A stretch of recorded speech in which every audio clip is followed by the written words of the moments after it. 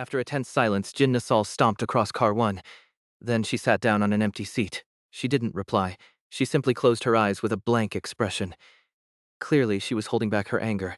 Honestly, challenging a superior during an official mission was a crazy move. I'm sorry, Assistant Manager. But once this is over, I believe the results will be efficient enough for her to accept them. For now, though, I needed to act quickly. We were nearing the first altar. Supervisor Dolphin seemed to think the same as she began unlocking the door. All right, let's head out and pick 45 wicked people to drop. Supervisor, about that, could we approach it a little differently? I opened the door to car 1. What is this place? The passengers who had been discussing whether to break down the door looked relieved when it opened but recoiled in shock upon seeing the horrifying state of car 1. Their fear faded slightly when they saw me. Probably because the answer sheet they trusted on this train was still standing. Thank you all for waiting. Are you all right, Venerable Pathfinder? That person earlier. I'm fine, of course. I glanced at Jin Nasal and forced a bitter smile. She was helping me snap out of it after I discovered something shocking. Everyone, I have something to tell you. I took a moment to steady myself as I faced the hundreds of expectant eyes before me. This time, there is no limit to who can leave through the window. And this will be the last time. What does that mean? It's exactly as it sounds. I spoke slowly and clearly. After this, the trial will be over. The passengers murmured, some asking what I meant, and whether everyone still needed to jump through the window. Originally, yes, everyone was supposed to go out one by one, but there's been a change. The passengers fell silent, listening intently. Everyone here has qualified. Yes, anyone can go through the window and pass the trial. I raised my hand to stop those who were already stepping forward. However, this time, it will be painful. I said it plainly and honestly. When you fall, you will feel searing pain as you walk. You may even feel the urge to tear your own flesh off. You'll have to fight through the pain and the voice echoing in your head, taking one step at a time toward the light. The passengers fell silent. They began exchanging glances and whispering. Then someone shouted from the back. This isn't what you promised. Yeah, you said you'd protect us. Of course. If you don't wish to participate, you don't have to. But there is one thing I can guarantee. According to the confidential document from the Disaster Management Bureau about the Ixon Express, where this same ghost story ended safely in the past. When this ghost story ends, the passengers will suddenly awaken at the starting point of the train, as if waking from a nightmare. They'll brush it off as a bad dream and go back to living their normal lives. The events aboard the Tamra Express will fade like an unpleasant dream within half a day. And eventually, they'll forget everything. A few changes were observed among those who voluntarily jumped through the window. I remembered the passage. A passenger who habitually verbally abused their subordinates apologized immediately after getting off the train and never did it again. A passenger who used to jaywalk out of habit felt too ashamed and stopped doing it. Another passenger, who had only considered volunteering at a youth center, actually started doing it. Even a scammer involved in an insurance fraud scheme abandoned the plan and handed over information to the police. Overall improvements in morality, self-esteem, and pride were observed. As long as the train didn't endlessly loop but ended safely as it had in the past, the horrifying pain from this ghost story would remain nothing more than a fleeting nightmare, quickly forgotten. But the positive changes would remain. That's why, when this ghost story happened on the Ixon Express, the Disaster Management Bureau didn't label it as a disaster. They simply documented it in a confidential report. In short, if I exaggerated just a little. Those who go through the window this time will feel proud of themselves when they emerge from the tunnel. Instead of regretting what you did yesterday, you'll be someone who steps forward in the moment. You'll meet a better version of yourself without shame. A small voice came from the crowd. Is that the answer? I met the passenger's gaze and slowly nodded. That much I can promise you. The crowd fell silent again. Then let me ask once more. Is there anyone here willing to endure the pain and go through the window? I turned my head. Supervisor Dolphin had raised her hand. One by one, more hands went up. On their faces was a strange sense of exhilaration, overcoming their fear. This was crowd psychology, a double-edged sword, but after 14 loops, the collective bond and influence that had built up among the passengers now manifested as something reverent. Their courage inspired those closest to them. In an instant, nearly half the passengers on the train had voluntarily raised their hands. The ending I had worked so hard for, even playing the role of a cult leader over 14 loops, was now right in front of me, Thank you. I will go with you. just as the Silver Heart owner had once envisioned. Supervisor, I'll go now. I'm fine going alone. Dolphin's supervisor volunteered to be the first to jump at the first altar. Since someone had to take the lead and jump alone, and there needed to be someone to stay behind to manage and confirm the final group of passengers, I had to remain until the end. However, Dolphin's supervisor wasn't entirely alone. Then I'll go too. For the first one, it's better to do it first if you're going to do it anyway. There were so many volunteers that even at the first altar, a few people ended up jumping together. And we haven't begun in earnest yet. Remaining distance 4. But no one backed out, even at the final decision point. With Dolphin's supervisor leading the charge, more than 7 people rushed and jumped through the window into the first altar. The train quickly passed through the altar, and the surroundings brightened once more. The passengers blinked at the now familiar scene, repeated for the 14th time, a sight that had become routine. Of course, it didn't seem much different from the previous jumps. But that was because the real effects of not having the painkiller only kicked in after they'd already fallen. And then a strange reaction began to occur. People started thinking, was it not that big of a deal after all? Some suddenly decided they wanted to jump too. Excuse me, I'd like to go as well.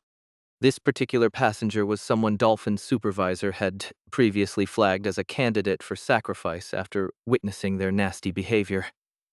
Early in the loops, this person had raised their fists and shouted things like, "Get lost before I punch you."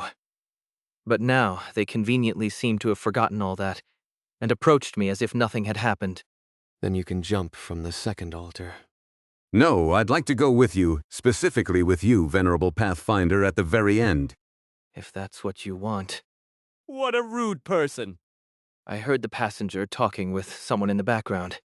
Hey, what are you doing? Why are you suddenly volunteering to jump? Can't you see what's happening? I'm sure if we jump, we'll get some special ability or reward. It's obvious. You've got to ride the wave when it comes. And all that talk about pain? Probably just a bluff to scare us off. You'll actually be in searing pain. Well, they'll confirm it themselves soon enough. Still, it wasn't my job to correct these people's misconceptions. I let them believe what they wanted. I simply added their name to the list of volunteers, and took another look at their face to make sure I had the right person. That mole on this person's cheek. I hadn't noticed it before because I'd rushed past him earlier, but now it stood out. And he's from Car 6, right? I remembered someone with those exact features. That's the passenger who was supposed to become the cult leader in one of the previous loops. Oh my! Did he lose the role to you, Mr. Rodeer? As much as I hated to admit it, it seemed like that was the case. I guess with how smoothly the past 14 loops have been going, things can happen. Still, it was much better than the chaos from the original, where the cult leader dragged passengers around, harvesting their organs for live sacrifices, and tossing their hollowed bodies out the window. The important thing was that most of the volunteers were calm and determined as they headed toward the altar. Let's become better people. The atmosphere grew oddly positive. Some passengers even teared up while waiting for their turn. This is my first time really challenging myself. As the passengers encouraged each other and shared honest stories, I turned to look at one person standing off to the side. Baek Deok-soo, who was looking at all these people with a look of utter disbelief. Pardon me. I don't know why you're looking at me like that, but I'm not going to jump. I hadn't expected him to volunteer anyway. Baek Deok-soo lowered his voice this time. If you give me one of those painkillers, I might consider jumping. Oh, then will you use it right now? No, after this is all over and we get off the train. He really thought he could get a free item, huh? Ah, we've reached the 5th altar, Venerable Pathfinder. Yes, let's proceed. Leaving Baek Deok-soo behind, I mingled with the passengers, offering advice and applause to the volunteers. It was my way of fulfilling the role of the Silver Heart Holder. About 3 hours passed. At last, the final moment had arrived. I stood together with the remaining volunteers. This time, more than 20 people were lined up to jump through the window. This number is insane. To be honest, it scared me. If these people started writhing in pain and resenting me afterward, would my mental state hold out? Without hesitation, 2 or 3 people held hands and leapt through the window one after another. I watched until the last of the volunteers jumped, then moved to the window myself. You really going, Venerable Sir? Technically, I could step back now without affecting the clear. Are you gonna use that excellent painkiller again, friend? I returned the painkiller to my pocket and launched myself through the window. My body tumbled into the crimson corridor of the altar after falling from the high-speed train. The moment my senses began to register the surroundings, it was pure, unfiltered hell. I couldn't believe I hadn't been disturbed by this scene before. Despite having experienced this twice, the difference without the Happy Maker was overwhelming. The ground writhed with countless rotting flesh pieces, squirming like worms, while decayed blood and filth formed a grotesque sea. Are these hallucinations? No, I have the silver ring, so I should be... No, stop. Stop thinking. I took deep breaths, allowing the ring's protective effects to kick in. At least the dreadful voice that had once echoed through my mind was gone. Searing pain engulfed me. Each letter felt like molten wax searing my entire body. The absence of the voice didn't lessen the agony. Around me, those still hearing it were writhing in torment. Madness, this is madness. What's it saying? Sin? Cries, screams, and chaotic babbling filled the altar. My head spun. Nearby, someone collapsed into the pile of flesh. I bit back a scream and helped pull them out. I focused only on... No, that's not right. It wasn't that the pain had decreased. It was that where my body was in contact with the other person, on my back and shoulders, the pain didn't register, making the rest more tolerable. I realized something. Where there was physical contact, the scorching pain wasn't felt. The body wasn't exposed to the altar's environment. Everyone, stay close to each other. It helps with the pain. I linked arms with someone nearby as I shouted. The message spread quickly. Don't expose your bare skin. That's where the voice comes from. Grab someone's hand. Groups of scattered people began clustering together, huddling close. Get off me, you piece of shit. Ah! Of course, not everyone was coping well. Some still panicked, shoving others into the flesh piles. You fucking bastard. I won't let this go. You lied. That one man who had arrogantly joined the group earlier in hopes of gaining special powers screamed curses at me before sinking into the mire. But over 20 people managed to band together, pressing close like penguins. It's bearable, it's bearable. Linked together, we interlocked arms and pushed forward, sticking as closely as possible. Our intertwined hands gripped one another firmly, preventing any self-harming reactions. Feet scattered the decaying flesh as we ran. Screams and cries echoed, but so did words of encouragement and determined shouts. A shared sense of purpose. We're almost there. The light drew closer. Slowly but surely, the people let out desperate cheers as they hurled themselves into the light. I too was engulfed by the light, my consciousness slowly elevating into a distant euphoria, though the voice had long since vanished. Suddenly, a thought occurred to me. Perhaps this test that the ghost train presented had never been properly solved until now, and at this moment I felt like I had glimpsed the direction of the answer. What if, by having all the passengers on the train jump together and go through this process, we could reach an unknown world? Ah, what is this? All around me, I heard people gasping for breath and letting out small groans. The distinct jerking movements of people waking up from a nightmare were evident, as I saw chairs shaking across the train car. I immediately lifted my head to check the train screen. There were letters on the display. Oh, we made it back safely. I exhaled, my body slumping fully into the seat as the tension drained away. But the moment I glanced at the seat in front of me, I snapped to attention. Assistant Manager Jin Nassau. She was sitting there, arms crossed, silently staring at the ceiling of the train with an unreadable expression. Of course, it was all part of a dream now, and since she hadn't jumped through the window in the end, she probably wasn't too angry. But still, I should still do what needs to be done. I quickly rummaged through my pocket and pulled out something designed to restore energy to a no-nonsense, efficiency-obsessed superior like her. It was something that all three of us in this section had. Assistant manager, the Dream Essence collector is full. Clear, golden liquid shimmered inside the collector as it sloshed. Since we were technically on a business trip, we had brought Dream Essence collectors with us. By clearing this ghost story, they had been filled. If we had cleared the ghost story back when it was still just the Ixon Express, we'd probably only get an F or D grade. But an abnormal phenomena had occurred, and the route was extended. And then there were the double-digit loops, and there were numerous people jumping through the altars this time.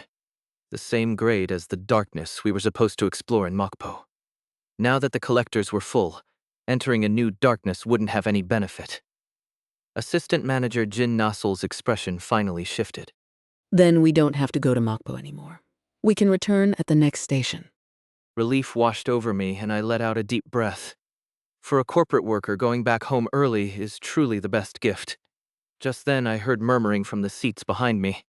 Hey, I had the weirdest dream. The train was running on water or something. Haha, what? That sounds like nonsense. But it was fun. Everything was chaotic, and there was even this saint-like figure they called the Venerable Pathfinder. That guy sitting right in front of us.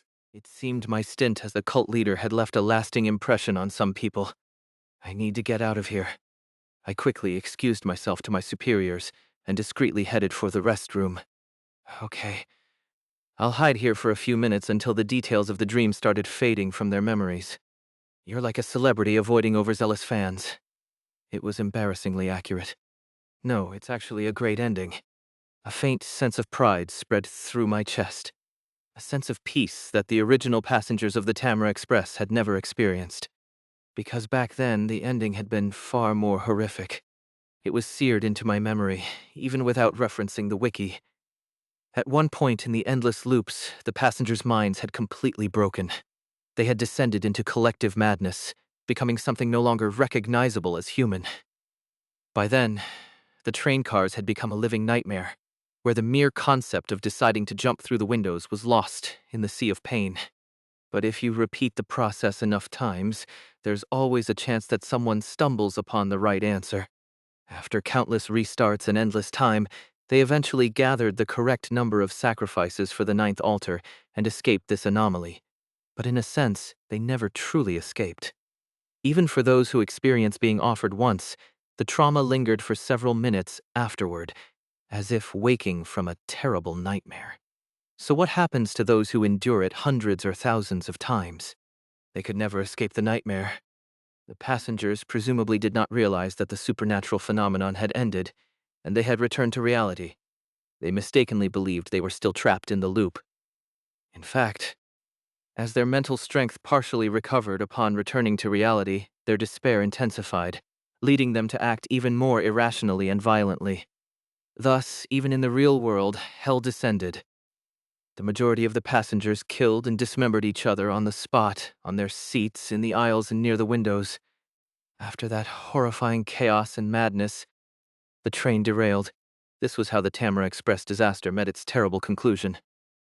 Thankfully, this outcome hadn't become reality. I let out a deep breath of relief.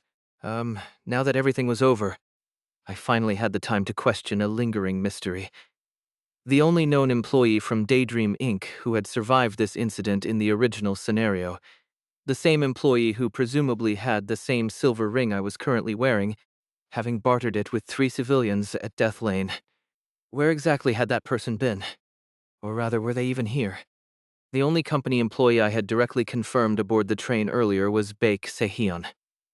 And since I didn't want to cause unnecessary trouble or draw attention by sniffing out all the employees, I let it be. Well, in any case, it all worked out. If they were aboard, they must have survived since the incident had ended peacefully. What mattered was that the tragedy originally tied to this train had been averted. It's time to leave. Someone, impatient from waiting, was knocking on the bathroom door. I quickly jotted down a few notes in my smartphone's memo app to hold on to the fading memories of the past 14 loops, splashed cold water on my face, and stepped out of the train restroom. The person waiting outside barged in the moment the door opened. They must have been in a hurry. I passed by them and headed back to my seat. You fucking piece of shit. I instinctively lowered my gaze. The blade had narrowly grazed past my chest. I immediately stepped back while grabbing the attacker's forearm and twisting it sharply. The cutter blade fell to the floor with a sharp clang as I pushed the attacker down and pinned him to the floor. That's when I saw his face. You bastard! Cold sweat trickled down my back. The wannabe cult leader. Fuck, it hurts, damn it, it hurts! It was the same person who was left behind at the 9th altar. You lied to me? Then die, you bastard, you piece of... I forcefully slammed him into the floor once more. A short, dull impact rang out. My hands were drenched in sweat. Did he lose his mind after we left him behind there? Considering his already bad personality, he had probably experienced even more suffering during the offering because of his greater guilt. Still, even if it had been a nightmare, it must have been a particularly severe one for him. What an uncontrollable temper. No wonder he ended up. I wiped the sweat off my face. At least the blade hadn't cut through my chest or caused any pain. Good thing I wrapped myself in protective packaging beforehand. I hadn't expected to be dragged into another ghost story during our trip, but I had prepared for the possibility by layering my skin with a protective wrapping item before departing. The item, a Parper 12B357 NA, was something I'd bought from the alien shop. Given the death prediction I had received, it had been a sensible precaution. Still, I didn't think I'd be dodging death from a knife-wielding maniac rather than getting done in at a ghost story. Was this the death prediction I had been warned about? Did I just narrowly avoid it? What do you think, Braun? An unsettling feeling crept down my spine. I had just been slashed across the chest. Though the packaging had protected my skin, the outer layer of my suit, specifically the left chest pocket, had taken damage, and in that pocket was my heart pounding. I hurriedly reached into my suit pocket. My trembling fingers pulled out the fluffy animal plushie inside. Cotton fell to the ground. The pink fabric dangled, torn and frayed, as the broken plush keychain swayed in my hand. I stood frozen, staring at the plush doll now split in two. The coin tumbled out from the lower half of the torn plush toy's insides. I hurriedly clamped it shut, pressing the two torn halves together as if that would fix it. But of course, there was no response. The upper half of the plush toy merely slid off the bottom half. I turned my head and closed my eyes, pressing the plush toy close to my ear. There was a faint vibration from the plushie. It was definitely a signal. But it was incredibly faint. Like the static from a stray radio frequency, he was still there. In that case... Click. I immediately locked the bathroom door and pulled out the small, checkered bathtub with golden legs from the tattoo on my wrist, the so-called bat tub of youth. Thud. The tub settled on the floor, and I carefully placed the nearly severed plush toy inside. I picked up the box cutter the unconscious passenger had dropped during the failed attack. Without hesitation, I slashed my forearm. Blood poured from the opened veins. There's no time for alternatives in this kind of emergency. Cutting the unconscious guy's arm was risky. He might wake up or I wouldn't be able to stop the bleeding. I can't handle any more chaos. My blood spilled into the tub. The scent of wood and fragrant aromatics wafted through the air. The plush toy began to swell as if soaking up the bath salt's essence. Its fur grew cleaner, shinier, and its pebble-like eyes shimmered mysteriously. And then it started to expand rapidly. It seemed to reach a threshold, soaking in the bath until it grew from keychain size to something that filled both my hands. It now resembled the original Good Friend plush. The bow-shaped hair tie snapped under the pressure and flew off, landing against the tub's side. The transformation was undeniable. The plush toy was still silent. Holding my breath, I leaned in again, pressing my ear close to it. The faint vibrations from earlier were gone. The plush toy, its body still torn, merely floated on the aromatic bathwater. I stared at it again. The plush toy, now large enough to fill the small tub, gleamed as if it had just been handcrafted by an artisan, but it remained severed. The bathtub of youth restored youth, but it didn't heal wounds. I knew it, but I had tried anyway. The Good Friend plush was broken. I took a deep breath. I could get another one. Yes, I just had to get it from its original source instead of relying on the merch box. The cheerful theme park still existed. The Good Friend plush was a souvenir sold in its gift shop. I was going to go there anyway, so this is actually efficient. I could get a new plush there and summon it again like before. The method for summoning a good friend didn't summon the same specific being. It summoned someone from the other world. There's no guarantee the same one will appear again. In fact, it would be strange if it did. I had enjoyed reading thee for how different beings appeared with each summoning. I had no choice but to admit it at this point. It wasn't because of any mental contamination. I had genuinely grown attached to this strange plush toy, but who wouldn't, right? After all, he really had been a good friend. He encouraged me when I was struggling, got angry alongside me when I was mad, had deep conversations with me, and stayed up at night watching comedy shows. He was the kind of friend who prioritized me without any calculation. The kind of friend you could only meet back when you were a kid in school. Let's see what else I can do. Maybe I should try sewing it back together. If that doesn't work, I can search for a recovery item, dive into a ghost story that repairs items, or dig through any relevant information and attempt something new. There are plenty of options, for my sanity's sake. Let's give it a shot. I calmed down a bit. The overwhelming panic I had felt from the unexpected incident was subsiding, replaced by a sense of clarity and calculation. First, let's clean this up. I reached into the blood bathtub and pulled out bronze upper and lower halves, dangling separately. I was about to neatly gather the stuffing and store the plush toy when a piece of fabric flapping the back of the plush caught my eye. It was a small silk tag sewn along the seam that connected the head to the body. It seemed like the faint traces that had previously emerged during the last bath had now fully returned. The good friend's product label, maybe. You know the kind. Labels indicating origin, washing instructions, handling guidelines, or even a creator's or buyer's signature. My gaze naturally fell on it. The label looked properly formatted, with a structure typical of product tags. Strange, tiny, incomprehensible symbols were written in rows. But that wasn't what stood out the most. Across all that information, there was something scrawled in thick black marker, almost like a form of censorship. Label removal required. A massive hand grabbed the tag. It was a hand wearing an elegant tailored dress glove. The thumb quickly covered most of the label's text as the hand yanked the tag.